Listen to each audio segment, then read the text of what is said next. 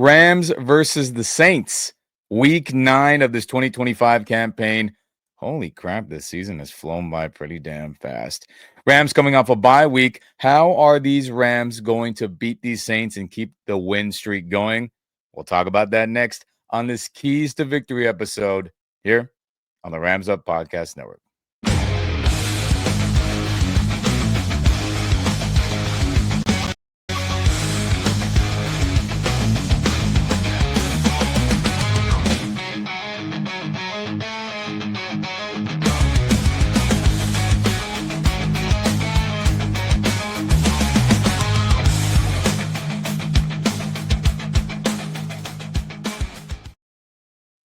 What's going on? Welcome back to the Podcast Network.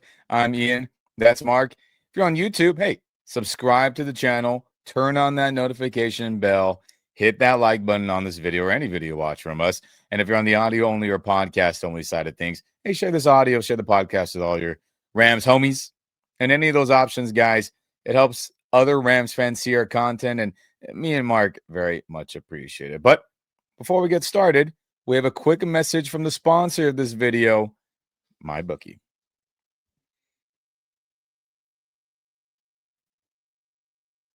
Yeah, we have teamed up with MyBookie. New users, go to mybookie.website/joinwithRamsUp and use that promo code RAMSUP up to $500 in bets fully covered first time out.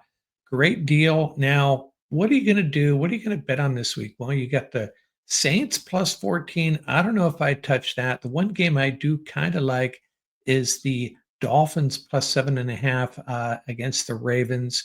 But hey, I got two recommendations for you. Number one, don't bet your grocery money. And number two, don't listen to me so much. But check out this this deal on MyBookie. You can't beat it. And yeah, $500 fully covered first time out. Not a bad deal.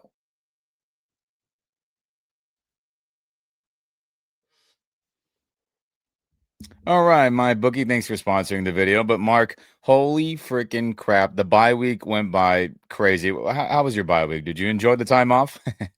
Yeah, it was kind of nice not having the pressure of creating content, but then at the same time, it was a little challenging to find content to dream up some stuff to share with Ram fans. But yeah, I got some time. I got some additional time to catch up on some TV shows I like, a little bit of relax, and it's kind of nice to enjoy a Sunday of football without having to worry about the outcome of our game, right? Just chill and watch some football for once. Yeah, I'm chuckling because my God, that's the damn truth, ain't it, everyone out there? Going in, couple games you've won in a row, no stress, right? Niners lose. Thanks, Houston. Arizona Seahawks continues lose. to implode. Thanks, you guys. And then, unfortunately, Seattle is looking pretty dang good. But a lot of things went our way in the bye week, and it was good Rams stress-free free football. And it had me feeling good, right? I know we talked about you and I off air about, Roger McCurry. We did, we had a little video in the last couple of days about that. That should be fun to see what his role is, et cetera, et cetera. But chill bye week for me too, everyone, and Mark. So And thank freaking God. of course, the Dodgers injected some additional stress in the meantime. Oh, So yeah. That's a that. stress that I won't put on this into the universe in this channel. All right, everyone. I'll save you the I'll save you the crimes we've been watching from crazy baseball going on in LA land out here. Any of you guys are Dodger fans, no matter where you are. But with that said, everyone, Rams versus Saints in week 9 of this 2025 campaign. Man, we played the Saints a ton, it feels like. And you know how we like to do it, everyone. Before we get into keys of victory and how the Rams are going to beat these Saints, we got to talk about Rams versus Saints history, right? The history between these two teams. What is the overall records? What is the head-to-head? And on this, everyone, I forgot they played each other twice in the playoff tournament, but Rams have the edge, luckily, 44 games to 34, and that 1-1 in the playoffs. The most recent playoff win was the 2018/2019 NFC Championship, where Craig the Leg Zerline, Legatron, had a crazy curve kick to send us to the Super Bowl, or we lost to the Patriots. I know.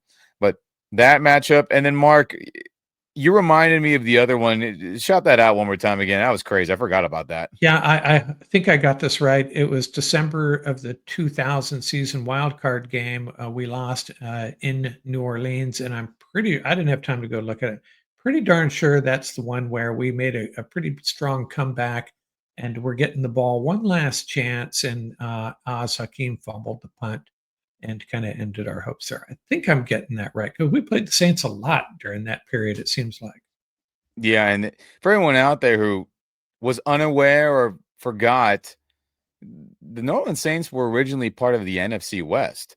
It Right. was the Los Angeles Rams, San Francisco 49ers, then it was New Orleans Saints, and Mark, you remember the last one? I know you do, but Atlanta Falcons, right? Atlanta Falcons. That's right, Right. everyone. So that is the OG NFC West, which is kind of crazy. Two California teams and two deep South Southern teams, and that made the Western or the Western Division in the NFC. So yes, the Saints, yes, the Rams have a deep history, but even outside of that original division matchups that were going on for many years, they've still played each other a ton since the realignment.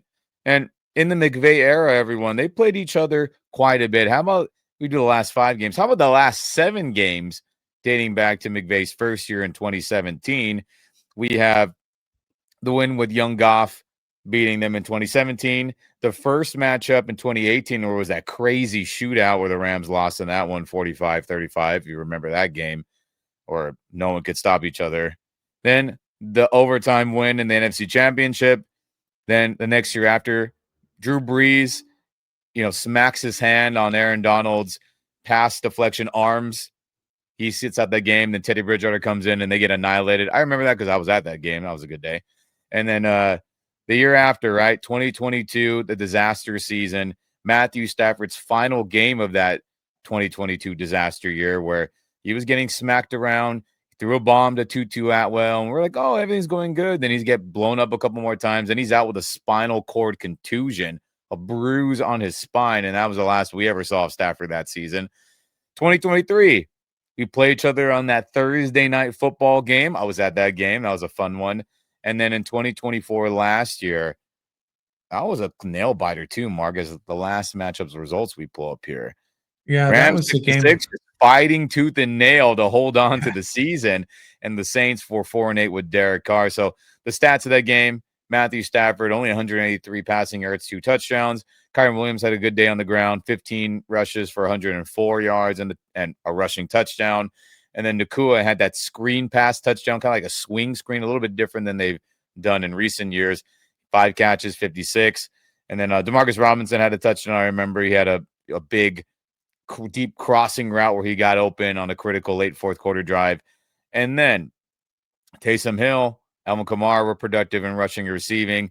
And if you remember this, Mark, we were a Jared verse pressure / ball deflection strip sack away from losing that game, potentially. Yeah, I remember that, and my special assistant was at that game, and that was the game where Taysom Hill had that season-ending injury as well, That's and, right. what Yeah. a just a dreadful first half by the Rams offense in that one too. Yeah, it wasn't good, but just flashback to it, everyone. You got to pull up the highlights from last year. Do that too on YouTube or wherever else you get your film watching goods. Jared versus strip sack, right? I believe. I don't know if it was incomplete pass. He was going to throw a game tying touchdown to the tight end, Monroe or Johnson. I'm blanking on who exactly it was, but it was to a tight end. He was going to be open. Derek Carr saw him, and luckily Jared Verse saved the game on that final play. So I say that to say, let's go back to all the other games real quick. These Saints games are close. They are not, no matter what their record is, no matter who is at quarterback, who is out there injured or not. And if you remember, Chris Olave and Rashid Shaheed didn't play last year in that game. I remember that. And we still barely beat them. They play us tough. They play us close. I expect no different this matchup, depending on who is available and who is not, Mark. Yeah, and, McVay has a good record coming out of buys, but, I still yeah, I don't know, this game scares me a little bit, but, Yeah. Yeah, but they all do, right? They all do at this Yeah. point because it seems like there's a lot of situations where you expect the Rams just to come out, whether it's a situation where they're well rested, they're going up against a weak opponent, whatever the case may be, and then they underperform. So, kind of preparing myself for that, but I hope that's not the case. Yeah, I guess so. Well, I guess the juju from the old school NFC West is still alive, right? These games are played out, it seems like those division games where it's like throw the records out you hear all the time, right? When we play the Niners, Seahawks, or Cardinals, kind of that same vibe from our old NFC West foes. And I hope things are better this roundabout. But there you go, everyone. That's that Rams and Saints history, a deep history with crazy playoff games as well. But how about the Saints roster as a whole? Who is on this team? Who do we need to look out for? And who are guys who have been good players for quite some time? Excuse me. So let's pull up the Saints offense. Switch at quarterback, Mark. Spencer Rattler is getting benched for the remainder of the season, it seems like, for the rookie Tyler Shebang, whatever his last name is. Apologies, me and Mark probably won't get that right. And then, hey, Alvin Kamara, he's been a Pro Bowl guy, of course. Chris Olave and Rashid Shaheed did not play in last year's matchup, but they are quality starting receivers who have a lot of talent. Old friend Brandon Cooks goes back to the place he got drafted to. He is their third starting receiver. That's crazy how much he's played. He was playing with Drew Brees once upon a time back with the Saints. Crazy times. Juwan Johnson, a talented tight end, right? And then you got Kelvin Banks Jr., Trevor Penning, Luke Fortner, Cesar Ruiz, and then Talasi Fuaga on the O-line there. And then, of course, Spencer Rattler's the backup quarterback. You got Devin Neal, the backup running back, who will get some snaps as well. You'll see a little bit of Trey Palmer once upon a time until he got put on IR, unfortunately for them. So now you're going to get a little bit of Mason Tipton rotating at a receiver. Foster Moreau's a good second tight end that will play a bunch. So, Mark, I mean, truthfully, this Saints offense, just looking player by player, solid group, man. It really is, in my opinion. Yeah, and it's such an unknown with the quarterback, and sometimes, you Yeah. can, lick your chops going up against a rookie, but then sometimes, they surprise you. You don't know exactly how they're gonna attack you with a rookie quarterback, probably gonna try to get the ball out of his hands quickly to Olave and these guys. So it's a challenge for a defense, you obviously, have to go back to his college tape. So I don't know, a little concerned about that, but at the same time, it could be a real opportunity for our defense. And Kamara, man, it seems like that guy has been around 10 years. He just keeps on rolling. Great running back. Yeah, he's fantastic. And again, you look at this skill group, it's a good skill group, in my opinion, everyone out there. One more time for you. Alvin Kamara, Chris Olave, Rashid Shaheed, Brandon Cooks, Jawan Johnson, and then Foster Moreau playing tight end as well. That's a good skill group. If Matthew Stafford was a quarterback, he could kill people with this skill group right here, Mark, in my opinion. Yeah, yeah, agreed. So everyone out there thinks, who do they got? They got some good guys that can catch the football and run the football out there. So don't think just because they haven't been crazy productive that group sucks. That is the wrong opinion to have on the Saints offense, in my opinion. And obviously, we'll see what the rookie quarterback does. But as we move on to the Saints defense, everyone, they run a 3-4 defense with old friend Brandon Staley calling the shots there as coordinator, which is crazy how roundabout his career has gone. Now he's with Kellen Moore there. And you look at this group, a solid group too, in my opinion. You got the potential future Hall of Famer defensive end Cameron Jordan. He has been a Pro Bowler and All Pro guy. And you got Devon Good. I can't even say his name. Sorry, everyone. Devon. I'll just go with that. Forgive me. Brian Breesy, Carl Grandison, Demario Davis, who has been a Pro Bowler, All Pro guy. Don't forget about him. He is a beast in the middle there at inside linebacker. Then you got Pete Werner, Chase Young, who has been a Pro Bowler, right? We had some matchups with him when he was a Niner, when he was a Commander, and he's playing, solid football for them right now in New Orleans. Then you got Kool-Aid McKinstry, Justin Reed, the multi-Super Bowl champion who had a lot of good years in Houston and with the Kansas City Chiefs. Jonas Sanker, Alante Taylor, and then Isaac Yadam or Yadam. And Mark, this is just another group here who has some foundational pieces, right? Cameron Jordan, Demario Davis, who have been all pro guys. And it's a group that isn't perfect, but I think is also a solid group, Mark. It's another team that doesn't get a lot of credit because they haven't been winning. But I don't think this roster is just some meh. They're not very good. The Saints defense, player by player, you're like, that guy can play. That guy can play. Oh, he's been all pro. It's the same thing, man. Yeah, and I don't know if you remember Jonas Sanker, the rookie free safety. He's a guy that you talked about in the draft roll up, a guy that we Yeah. really liked. If the Rams are going to go in that direction, and two ex Rams there on the second level there, Terrell Mhm. Burgess and Jonah Williams, Yeah. still hanging around in the NFL. Yeah, the Saints always seem like a team that always plays rugged, in your face defense, no matter who they got. It's just a that's just their mojo, it seems like. So it's going to be probably be a really physical game. Yeah, it feels that way for sure.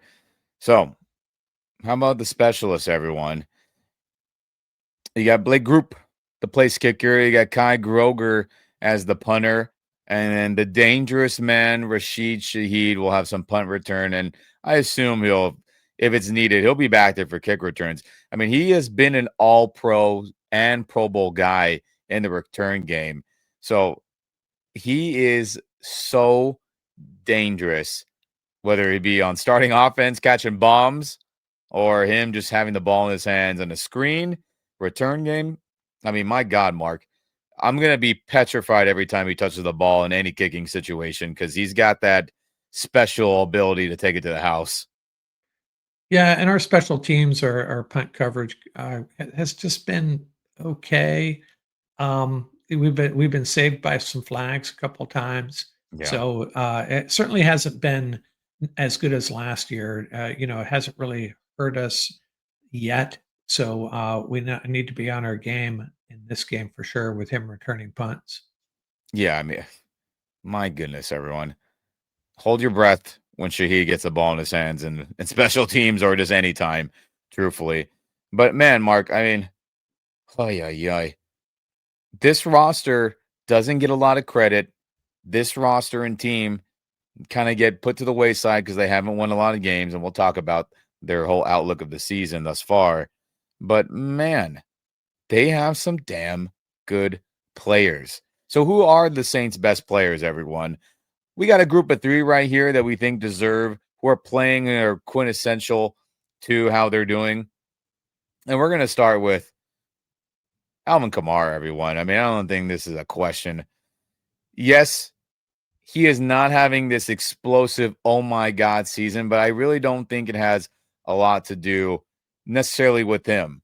He only has 100 carries, which is tied for 19. So he's not getting handed the ball a ton. He has 363 rushing yards, which puts him near the bottom of the NFL right now. Only has one rushing touchdown and is averaging only 3.6 yards per carry. A lot of that has to do with the O line, but when he gets a crease, whether that would be in the run game, whether that would be in the passing game, which he's awesome at, this guy can make you miss. He could score from anywhere on the field. And once he starts going, getting acceleration downfield, Mark, I mean, this is somebody that can outrun our entire defense. And they have to, just like they've had to do majority of the season, sell out to stop Alvin Kamara in the run game. Because if that gets going, we are in trouble. And that helps out a rookie quarterback. So one of the best players, despite his quote unquote down year, Mark, it's Alvin Kamara for sure. Yeah, and I'll tell you a little Alvin Kamara story. He was drafted in 2017, and by the 2019 draft, he established himself as a solid NFL running back.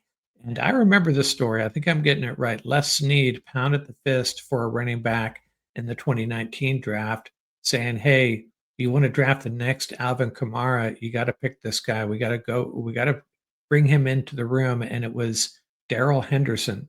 And, Henderson and Kamara have similarities, but Yeah. I don't think Henderson ever lived up to the Alvin Kamara stories. But yeah, he's a guy. he's just kind of a scary running back. We kind of forget about him because the Saints have struggled over the last few years, but he's still a top tier running back. Yeah, he's still fantastic, and we'll see if he gets traded or not, depending on how this game goes with us, right? But who is one of their next best players, unquestionably, is Demario Davis, the former Pro Bowl slash All Pro level defender. You know, the man who likes to wear the cool kind of New Orleans Southern, I don't know what you would call that, very Creole kind of pattern sleeve. That guy is a baller. He right now, with 37 solo tackles, is tied for 11th best in the NFL. Doesn't have a sack, but has 2 forced fumbles, which is 5th best in the NFL right now. And he has 71 total tackles. And the guy is just reliable, dependable, a quintessential, stereotypical, fantastic Mike linebacker, right? Someone who will never come off the field, who makes all the tackles, could coordinate the defense with his eyes closed, probably. And I'm sure Brandon Staley loves having this guy, execute his defense and get everybody in the right spot and make adjustments on the fly while things are flying by. The guy is fantastic, and he is going to be someone that our centers identify that guy. Let's make sure in the run game and whatnot, let's double team that dude. And he has the ability to blitz. He's got good hands, can, play good pass defense.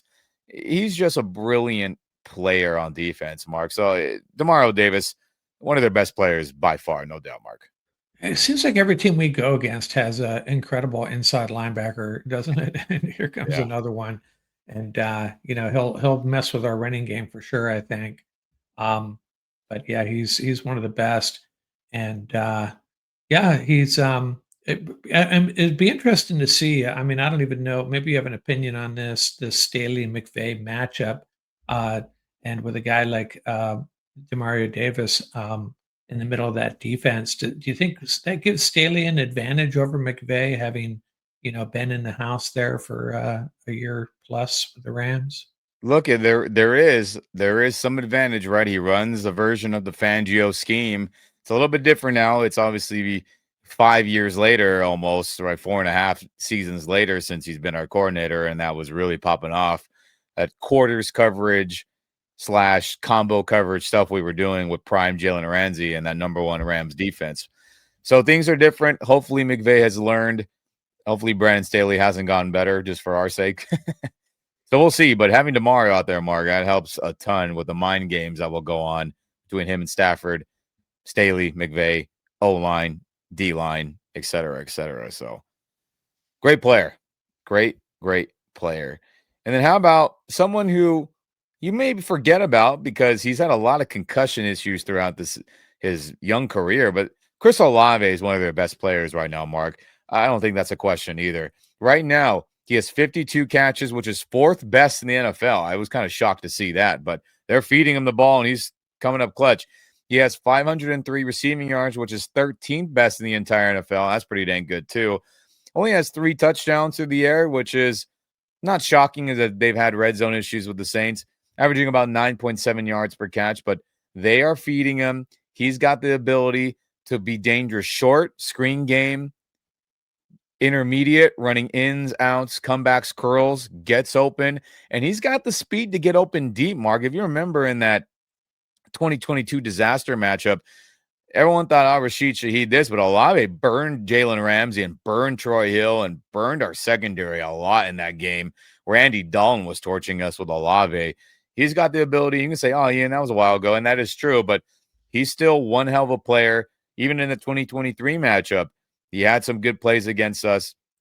He is a Pro Bowl level receiver who I think if he were on the Rams, let's just flip it that way, he would be balling for us. Let's call it what it is. I think that's a good way Yeah, about him. So got to watch out for that guy. I don't know if we have a corner that can run with him or Shaheed, truthfully. yeah, and he's another guy that kind of feel bad for him. One of the best receivers in the National Football League, and kind of withering away there with the Saints. I mean, he's productive, but the team has just been spinning their wheels his whole career there. And I always, whenever I hear Chris Olave's name, I think of that. I don't know if you saw the tape when the Saints drafted him, and the Detroit Lions draft room started celebrating because they wanted to draft Jameson Williams. And man, that's such a bad look. And Williams is a fine receiver, but he's no Chris Olave. So kind of I just always remember that there's plenty of Forgot about that. tapes Yeah. around the league of these coaches. Man, maybe you shouldn't have those cameramen in the room in the first place. But if they are there, you got to temper your reaction when guys get drafted. Well, guys can't help themselves. Once upon a time, we had scouts jumping in the pool for Right. our draft picks. I won't even go down that road of the pain of a lot of certain linemen from Wisconsin. Everyone was like, "Man, I can't believe it. We're drafting him." We got scouts jumping in the pool to celebrate that. How did that work out? Not great. Yeah. So Right. teams get excited, scouts get excited. I get it. I get it. So Olave's one hell of a player. I know the Lions know that. We know that. You should know that now, everyone who's a football fan. So we got to watch out for him for sure, Mark. So, how about the Saints' outlook as a whole, right? How have they done? I'm sure many of you have been keeping up, as we kind of alluded to. They haven't won many games. But in this, everyone, they had a tough loss against Arizona. They had another tough loss against the Niners. They got obliterated by Seattle and got their butts whipped by Buffalo. Pull off a good upset against New York, right? Upset, quote unquote. Had a tough loss against the Patriots, had another tough loss against Chicago, and then just nothing was going right this last week against Tampa. But other than a couple games, Mark, just a bad mistake here or there, execution lacking on the O-line there and there. Maybe a big play in the wrong time given up on defense here and here, which ends up only them getting one win and dropping a 1-7. But again, this roster is a solid roster. You can argue coaching should be better. Sure. You could argue, hey, in clutch moments, make a play. Absolutely. But this is not some terrible, terrible team where you're like, oh, we don't have to worry about a bunch of those guys. Absolutely, you should. And the Rams must worry about tons of their players if they want to win this game. 1-7 is this very, very deceiving. In my opinion, they should be at least a 4-win team based on how some of those crushing end of game scenarios went for them, Mark. Yeah, and I think the difference between a team like the Saints and the team like the Rams is the Saints are not good enough to overcome 2 or 3, sometimes minor mistakes at the time, whereas the Rams can overcome, a pitiful first half and still come away with a win. Yeah, the Saints just they can't afford to make some of the mistakes they've been making and beat a team like the Rams is really what it comes down to. They got to play 60 solid minutes of football. And, on the road, it's been a struggle for them as well. Seems like they play a little bit better at home, as most teams do. Yeah, it's they have to lock in. They absolutely have to lock in. But how about those head-to-head stats, everyone? As we pull that up now, how are the Saints offense versus the Rams defense? How about the Rams offense versus that Saints defense, statistics-wise, right? That's always interesting to see. So the Saints offense, 29th in the NFL with 16 points per game. They just can't score points, but I mean, it's crazy. It's crazy how unproductive they've been in a lot of moments. 27th in yards per game, which is shocking. I watched the film, Mark, and it doesn't feel that way at all. But they're not moving the ball as much as other teams, but obviously the margins are slim, but it's shocking to see that. I don't feel like they were that terrible, but they are based on how they are compared to other teams in the league. Rushing, bottom tier, right? 93.6, but they're just not handing the ball to Kamara a ton. Puts them at 28th in the entire NFL. Passing has been inconsistent. 201.4, 22nd in the entire NFL.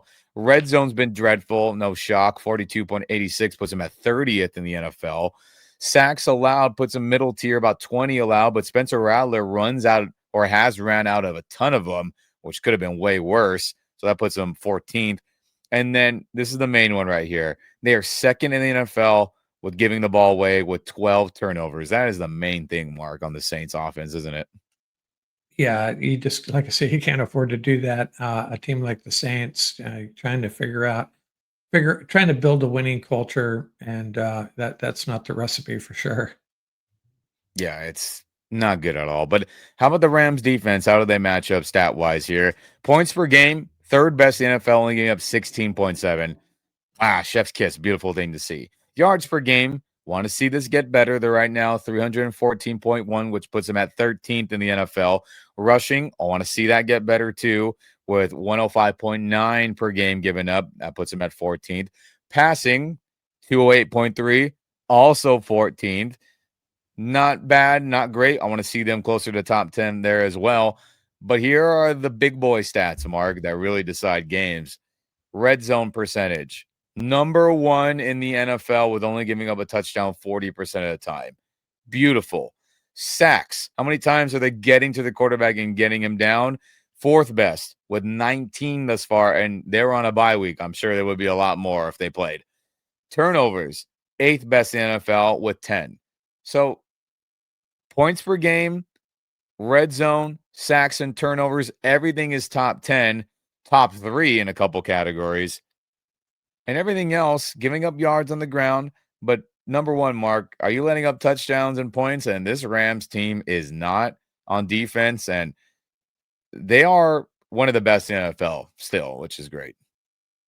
Yeah, and man, just the sack numbers and a rookie quarterback, and unless Tyler Shug is the next coming to Tom Brady, it could be a very long day for him. And hey, he could end up being a great quarterback, but I don't know if this is the ideal situation for him to get his first start against this Rams front seven and a tough red zone defense. Yeah, but they made the call.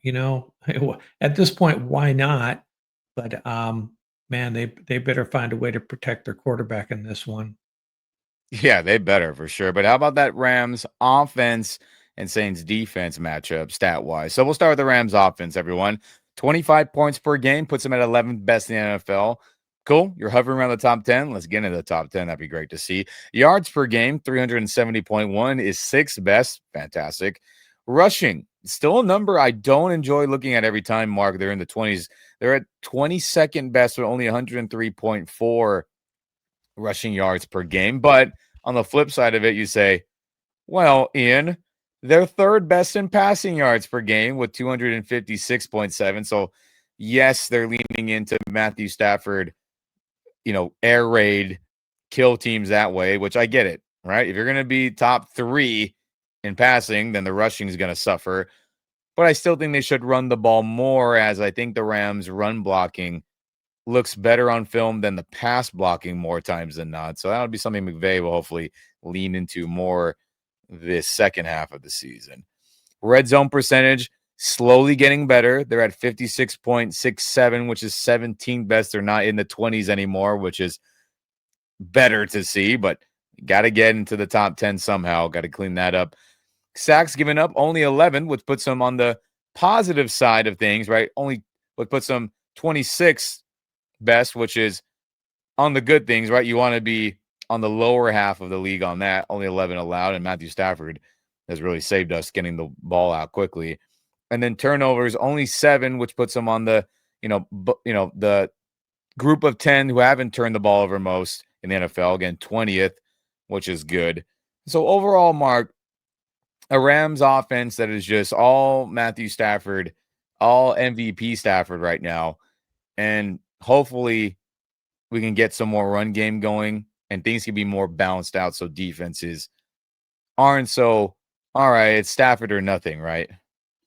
Yeah, it's quite a dilemma. I know Paul Walia, our old buddy, and you are both be like, or, run it down their throat, get the running game going. That's where it all starts. But the success that Stafford in this passing game has had, and McVay's play calling, he's going to lean or pass in most instances, and they've been so successful. So is it that, they just can't help themselves? It's working, but at some point, you need to establish the run and prove that you can run the ball late in the game, early in the game too, as well. And I don't know if the Rams are, if McVay is just can't help himself and is just going to be pass happy for the moving forward, where at some point he's going to start getting, Williams and Corum, 25 carries a game between the two of them. Yeah, we'll have to see. Yeah, we'll have to see for sure, but can't be mad at it. Matthew Stafford MVP season is fully locked and loaded right now.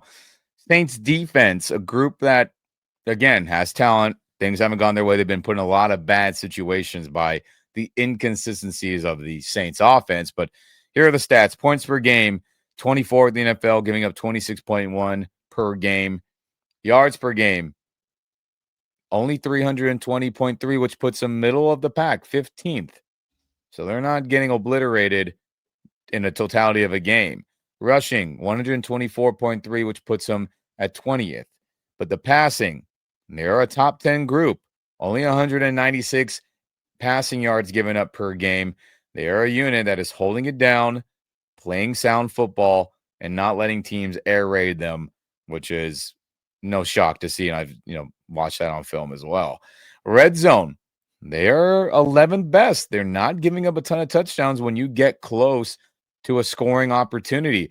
Only 57.69% of the time they're giving up a touchdown, which again puts them at 11th best, sneaking into that top 10 if they have another good game or two. Sacks, this is the issue with them. They've only gotten 8, which puts them at 27th, right? Cameron Jordan is, on the latter half of his career, right? How many more years is he going to play? And they're just not getting anything else from Chase Young right now, unfortunately for him, or any of the other interior guys. And even on blitzes, that's kind of manufactured. It hasn't gotten great either. So they don't get to the quarterback much. That benefits the Rams for sure. And then turnovers. They've been finding ways to get the ball in their hands. They are the 8th best in the NFL with 10 right now. So a unit, Mark, that we talked about earlier that has been put into a lot of bad spots. But I'm sure if they weren't, this group would be a lot higher in all these stats. But there's a couple of them on here that show that, hey, they can play good football when it's required when they are put in these bad spots. So the Rams, they better be careful here.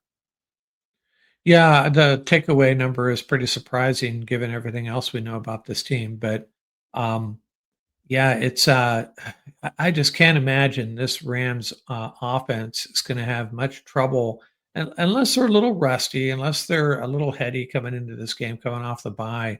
But the fact that the Saints aren't going to probably be going to be able to generate a lot of pressure, and the way Matthew Stafford has been slinging the ball around, I think it could be a long day for the Saints offense, but for the Saints defense, I should say. But those takeaways are a little something that kind of catches your eye when you see that they have in fact been able to take the ball away quite a bit.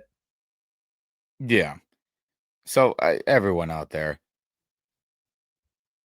a lot of stats, a lot of info. But what do we take away from that? Rams defense is elite.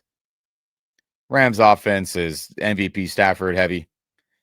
Saints defense deserves more credit than not. Saints offense is just not executed consistently, but they got good players. So, man, oh, freaking man, everyone.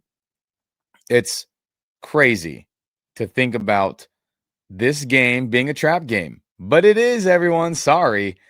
And before we get into the final thoughts of this matchup, how about that injury report, right? We went through the roster, we went through players to look out for, their best players, the stats to back up those things, but who is going to play and maybe not play in this game? Let's pull it up now. And this is only from Wednesday, right? There's still more days for this to all come in and change. But Rob Havenstein, Puka Nacua, back from their ankle injuries, getting limited participation. Coach McVay, Sean McVay says that if they continue to practice, they will play. That is a good thing to get 2 starters back, even though, hey, shout out to you, Warren McClendon Jr. He stepped in and played really starting caliber football at right tackle in Rob Havenstein's absence. And you got Cameron Kitchens and Darius Williams, 2 starters in the secondary who have some issues. Darius Williams banged up his shoulder in the London-Jacksonville game, and then Cameron Kitchens also has a toe issue that he got in London, but they were limited, which is a good thing to see as well. Alvin Kamara, Devin Neal, Rashid Shaheed, and Alante Taylor were all limited for the Saints. And then Juwan Johnson and Chris Olave were full participants with their banged up issues. I mean, so Mark, I think everyone's going to play.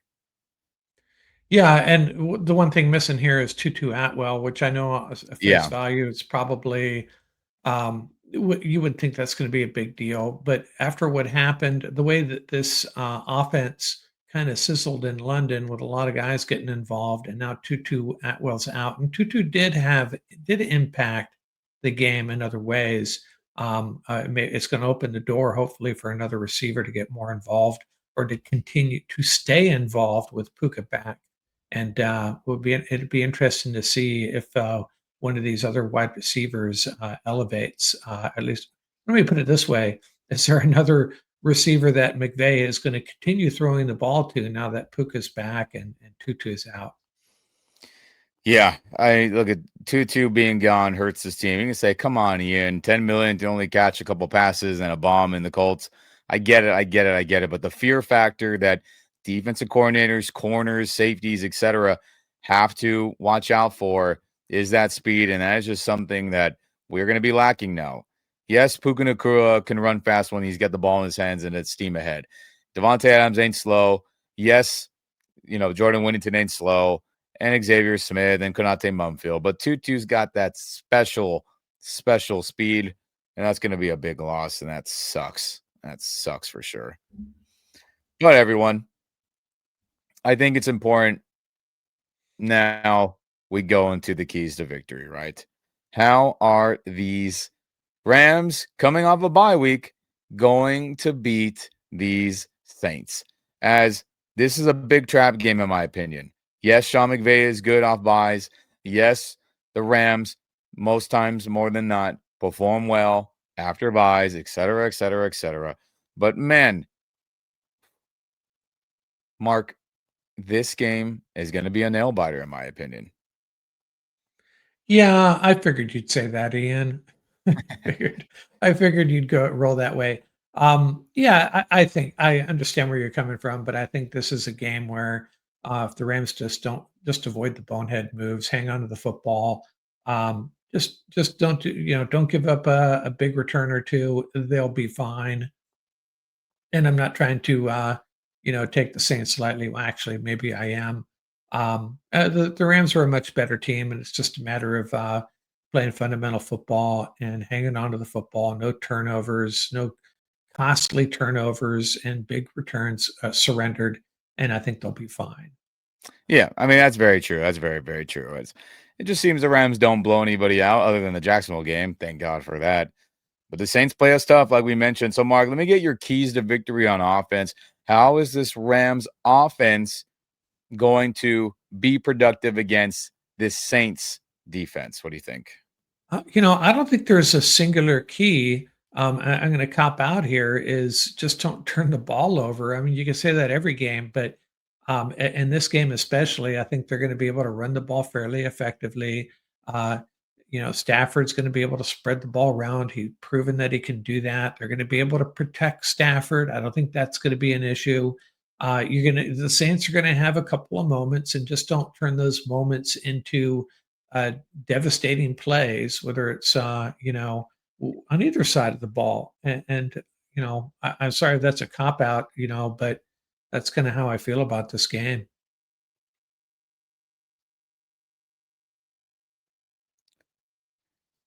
Well, I totally get that.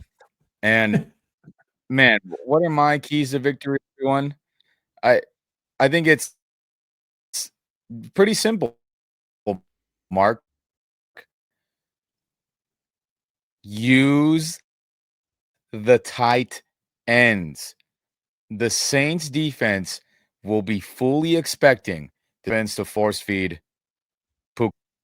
And I think that we saw the formula to kick butt in the passing game outside of Devontae Adams and Puka.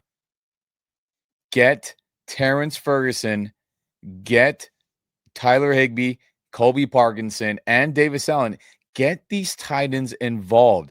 Yes, you could say, hey, the blueprint is out there of how it's going to go. Sure.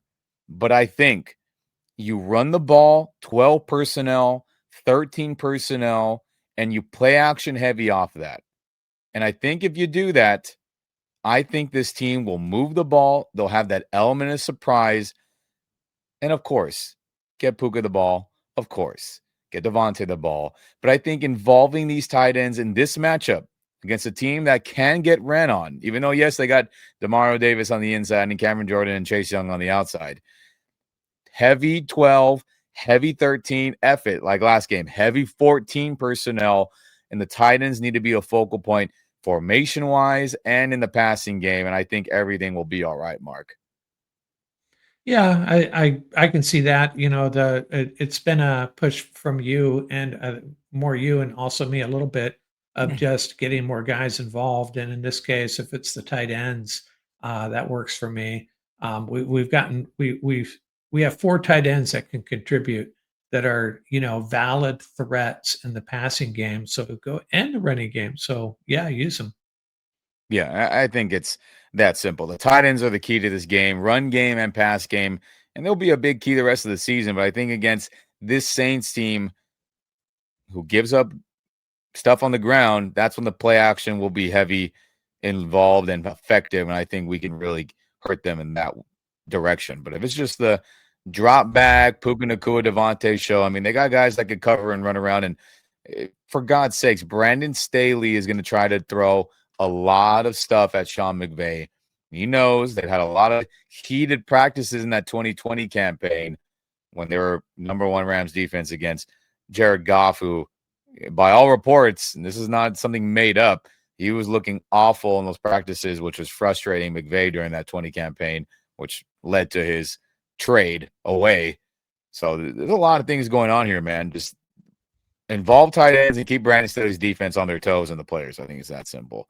But, Mark, how about the keys to victory on defense for you? How is this Rams defense going to make plays and be successful against this Saints offense?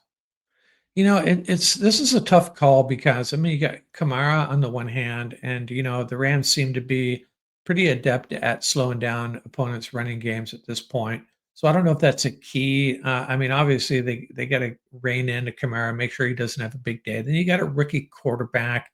You want to fluster him, get after him a lot because they do have, like you mentioned, they have some really good wide receivers. So I guess that would probably be the key to me. It's not so much Kamara, but just you know frustrate the hell out of this rookie quarterback. Give him a lot of new looks. Just pressure, pressure, pressure, and he's going to make some mistakes. And unless I, like I said, he's the next coming to Tom Brady.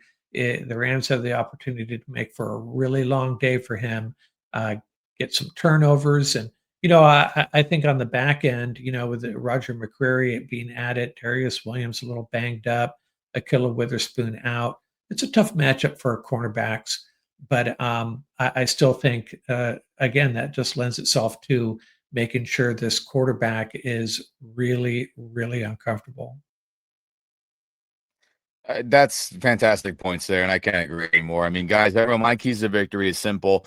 Make that rookie quarterback's day a living hell. Yeah, Pressure, sacks, hit that guy every chance you can legally. Obviously, we don't want any unnecessary roughness penalties or dumb late quarterback hits or stuff like that. Play within the rules. But that Tyler Shuck better get smacked on every passing play because nothing like a rookie in his first start dealing with hellfire coming from all spaces on opposing defense, right? We got the guys to do it. The Saints O-line is not that great in pass protection. Spencer Rattler, I think, was wrongfully benched. I get it. You're at the halfway point. You're only won one game. He hasn't been consistent, but he has a lot of arm talent. He's thrown the ball well. Everyone on planet Earth thought Tyler Shutt was the bona fide, no doubt about it, day one starter. And I think you and I talked about, I was like, I don't know, man. Like, Rattler's got talent. Like, I don't think this is just because you drafted him in round 2, handing the keys, and Rattler started and played. I thought he made a lot of fantastic plays, and he has a lot of talent. I don't know what Tyler Shugg is. Is he good? Is he going to be bad? We'll find out as the season goes on, as just casual football fans of the league outside of Rams football. But in his first start, this Rams front better whoop that Saints O-line's ass, and I think they can. and you got to make his day a living hell, because if he is protected and he gets feeling comfortable, we don't have anybody that can keep up with Rashid Shaheed on defense. We don't have a lot of guys that can run with Chris Olave. We don't have a lot of third corners, and Quinn Lake, respect to him, I don't know if he's quick enough and fast enough to keep up with Brandon Cooks. Do we have anybody that can contain Juwan Johnson at the linebacker spot? I love Nate Landman. Pass defense isn't his main thing. Neither is Omar Speights. So it's going to be of a lot of, let's see that cheetah dime package. Let's see a lot more nickel. I want to see more rhino fronts. Rhino front meaning you're in your nickel, and everyone has different terms, and I use this. This is what I call it when I played, where you have more D linemen in, right, or outside linebackers, and you're still in your nickel package. You can have Poona Ford, Braden, Kobe, Byron, and Jared all in, yank out Omar Speights, and then put Quinn Lake in. So you're still defending the pass, but you still have the heavy dutiness on your front. I think doing that, more dime, because we have to be ready for quick passes. We have to be ready for screen game, right? To Alvin Kamara, Olave, all these guys. Because I know Kellen Moore is no dummy. He's going to realize this is a serious mismatch, Rams D-line versus Saints O-line. And I think the main key is you have to force Tyler Shough to hold on to that football, and you got to hit that guy every chance you get. No different than the Niners did. I think it's going to be the same game plan, Mark. Quick passing game, spread everybody out. So the young quarterback, obviously Mac wasn't a young quarterback, but he just has a chance to make plays, because everything's a 7-step drop, 5-step, develop. Rams D-line is going to get them. So heavy nickel, heavy rhino nickel, heavy dime, and defend all blades of the grass. And guys got to win their 101. I think it's just, long story short, it's that simple. Yeah, I think you're predicting, if I'm reading between the lines here, a lot of Alvin Kamara slipping out of the backfield after chipping a defensive lineman, dump the ball off at the line of scrimmage and see if he can make 7-8 yards after the catch. We'll probably see a lot of that, and that'll be a challenge with for our linebackers. It really will. Yeah, it will be. So this Rams defense has it in the Mark, and it's all about execution, just like it is every week. No shock.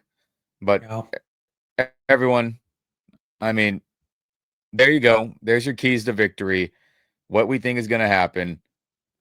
But how about some early score predictions here? What do we think the final score of this game is going to be? Yes, we know it's still early in the week. We don't know exactly who is playing and who is not, but we have a good idea, it feels like. So I'll start with you, Mark. What is your early score prediction for Rams versus Saints in this Week 9 matchup? Yeah, and full disclosure, my score predictions, I usually just kind of go, is it going to be high scoring, low scoring, somewhere in the middle? And I think this one will be somewhere in the middle. I think the Saints will be held in check for the most part, maybe get a late cheap touchdown.